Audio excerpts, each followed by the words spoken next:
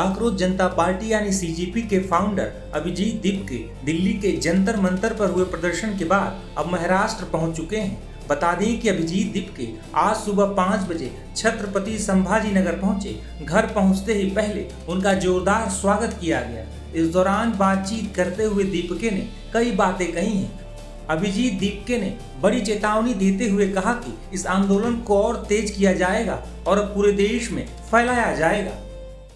तो आज का हमारा जो प्रोटेस्ट था वो काफ़ी सक्सेसफुल हुआ है और उसमें कम से कम 6 से 7 हज़ार लोग आए हुए थे और आगे ये आंदोलन अब पूरे देश भर में बढ़ेगा और जब तक धर्मेंद्र प्रधान रिज़ाइन नहीं करते हम पीछे नहीं हटेंगे। ये आंदोलन अब पूरे नेशन वाइड होगा उनके रेजिग्नेशन तक। Thank you. वो हम जल्दी बताएंगे, अभी इसको पूरे नेशन वाइड करने वाले हम। Thank you. वहीं एक सोशल मीडिया पोस्ट में अभिजीत दीपके ने कहा है कि कल हजारों लोगों ने मिलकर इतिहास रच दिया। जंतर मंतर पर हुए हमारे शांतिपूर्ण प्रदर्शन ने सरकार को ये दिखा दिया कि जब हम सब एकजुट होते हैं तो हमारी ताकत कितनी बड़ी हो सकती है। कल हमारे साथ शामिल होने वाले अधिकांश लोग ऐसे थे जिन्होंने अपने जीवन में पहली बार किसी प्रदर्शन में हिस्सा लिया, लेकिन हमारी एकता ने उन्हें अपनी आवाज उठाने का साहस दिया। देश की शिक्षा व्यवस्था को लेकर युवाओं और छात्रों के भीतर जो गुस्सा और निराशा है अब उसे दबाया नहीं जा सकता। बदलाव तभी संभव है जब हम अपनी बात मजबूती से रखें। मैं उन सभी लोगों का दिल से आभार व्यक्त करता हूं जिन्होंने भीषण गर्मी के बावजूद इस आंदोलन में हिस्सा लिया। छोटे बच्चों से लेकर छात्रों और युवाओं तक सभी ने ये साबित कर दिया कि शांतिपूर्ण विरोध ही हमारी सबसे बड़ी ताकत है। एकजुट और शांतिपूर्ण आंदोलन को कोई भी सरकार कमजोर नहीं कर सकती, लेकिन यह संघर्ष अभी खत्म नहीं हुआ है। केंद्रीय शिक्षा मंत्री धर्मेंद्र प्रधान ने देश की पूरी एक पीढ़ी के साथ अन्याय किया है। यदि अगले 7 दिनों के भीतर उन्हें पद से नहीं हटाया जाता या वे स्वयं इस्तीफा नहीं देते तो हमें अपना आंदोलन आगे भी जारी रखने के लिए मजबूर होना पड़ेगा। काकरोच जनता पार्टी के संस्थापक अभिजीत दीपके के इन बयानों से ये साफ हो गया है कि आने वाले दिनों में इस तरह के कई आंदोलन हो सकते हैं। बता दें कि कल दिल्ली के जंतर मंतर पर आयोजित धरना प्रदर्शन के दौरान 5 से 6 हज़ार लोग जुटे थे। इस प्रदर्शन के बाद भी अभिजीत दीपके ने कई बातें कही थी। 15 दिन पहले जब काकरोच जनता पार्टी का पेज स्टार्ट हुआ था तब लोगों ने कहा था ये तो एक सोशल मीडिया का ट्रेंड है, ये तो एक सोशल मीडिया पर ही लिमिटेड रहकर रह जाएगा। लेकिन आज हमने देख लिया कि ये कोई सोशल मीडिया ट्रेंड नहीं है, ये एक आंदोलन है और आगे बढ़ता जाएगा, बड़ा होते जाएगा।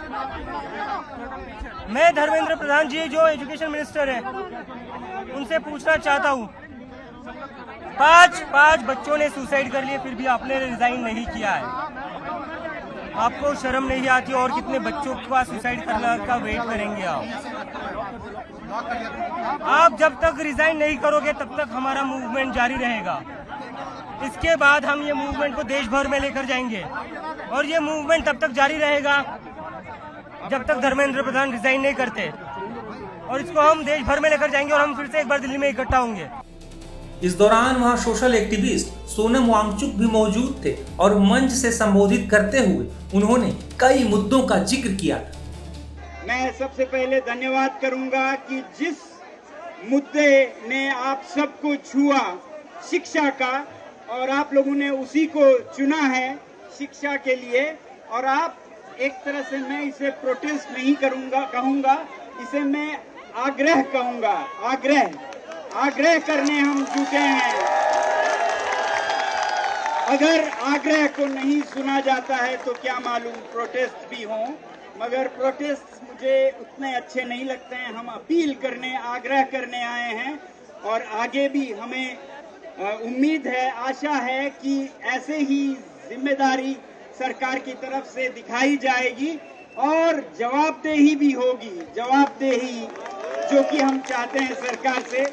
इस आग्रह में इस्तीफा की बात तो चली है, मगर इस्तीफे से ज्यादा है जिम्मेदारी की, और जिस इंसान को जिम्मेदारी महसूस होती है तो जो जरूरी है वो करते हैं, चाहे उसके लिए इस्तीफा देना पड़े, त्यागपत्र देना चाहें। तो एक सम्मानित लोकतंत्र की तरह भारत देश में एक सम्मानित नेता, एक सम्मानित मंत्री, मुझे नहीं लगता है हमें ऐसे जोर से, नारों से पुकारना पड़ेगा। वो खुद अपनी जिम्मेदारी समझकर खुद ऐसा कदम लेंगे जो उनके मन और उनके आत्मा पर उतरती हो। तो यही हम उम्मीद करेंगे कि ऐसा हमें प्रदर्शन, प्रोटेस्ट न करना पड़े। आग्रह से ही अगर काम चलता है तो बहुत अच्छा है। जिस तरह की जिम्मेदारी और संवेदनशीलता सरकार ने आज दिखाई है, मैं उससे बहुत गर्वित हूं, क्योंकि लोग कहते थे कि ऐसा कुछ नहीं होने देंगे, धरपकड़ होगी, गिरफ्तारी होगी। आप देख रहे हैं ऐसा कुछ नहीं हुआ है और ये भारत के लिए बहुत बड़ी बात है। ये आप लोगों की, सिर्फ आप लोगों की जीत नहीं है, ये भारत देश की जीत है, ये सरकार की भी जीत है। इसका हम जश्न मनाएं तालियों के साथ। तो अभी मैं देख रहा हूं आप लोगों ने शिक्षा का सवाल उठाया है। क्यों ना उठाएं, आपके जिंदगी से सीधा जुड़ा है ये इम्तिहान। जिस पर हम भरोसा करते हैं उसी में अगर बेईमानियां हों तो फिर कोई क्या उम्मीद करे, उम्मीदें टूट जाती हैं। तो ये तो बिल्कुल नाजायज नहीं है कि आप उन इम्तिहान को, उन पैमानों को, उसमें ईमानदारी मांग रहे हैं और कुछ जमीन, चांद, सितारे नहीं मांग रहे हैं। तो मुझे उम्मीद है कि इस पर सरकार खरे उतरेंगे, हमारे जो शीर्ष नेता हैं वो सही कदम उठाएंगे और आने वाले दिनों में हमें एक अच्छा समाचार मिलेगा। वरना मैं चाहूँगा सबसे कि आगे इसे कैसे ले जाएं, इस पर भी बात करें। उम्मीद है अगले आने वाले दिनों में जो आप मांग कर रहे हैं वो पूरा हो भी तो ये जो युवा शक्ति है, जिसको किसी भी देश के लिए बहुत महत्वपूर्ण है, उसे और चीज़ों को अच्छा करने के लिए कैसे ले जाया जाए। शिक्षा सबसे पहली आपकी ज़रूरत है, उसमें आप ये काम कर रहे हैं। मगर शिक्षा में सिर्फ इम्तिहान अकेले काफ़ी नहीं है।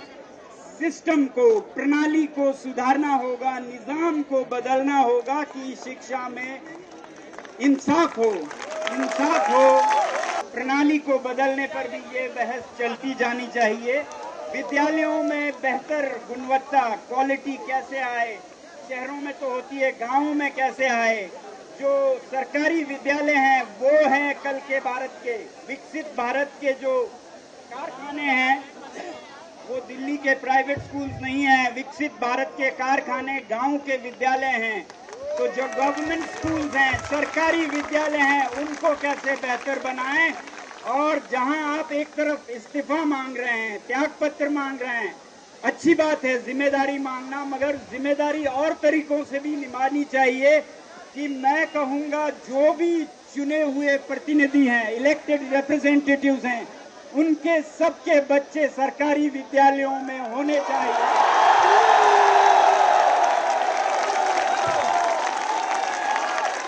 जो सिस्टम को चला रहे हैं उनका उसमें कोई स्टेक नहीं, उसमें कोई उनका दाव नहीं, तो वो उनको क्या पड़ी है, अच्छा करें। और जिनका स्टेक है उनका कोई आवाज नहीं, जुबान नहीं, तो सिस्टम नहीं चलेगा। तो इसलिए हमें आज निकटतम तो परीक्षाओं की बात जरूर करें, उसे ठीक करें, उसके लिए जिम्मेदारी मांगें, चाहे वो इस्तीफा हो या और जो भी, इस्तीफे पे ना रुकें और ज्यादा आगे एकदम बदलाव मांगें। और आगे जाकर सिस्टम में बदलाव तब आएगा जब जो नीति बनाते हैं, जो प्रतिनिधि हैं भारत के, उनके अपने बच्चे जब उन्हीं विद्यालयों में हो जहां सबके बच्चे हों। मैडम आ रही है। मैडम आ रही है। मैडम आ रही है। अरे मैडम आ रही है। अरे बाबा मैडम आ रही है।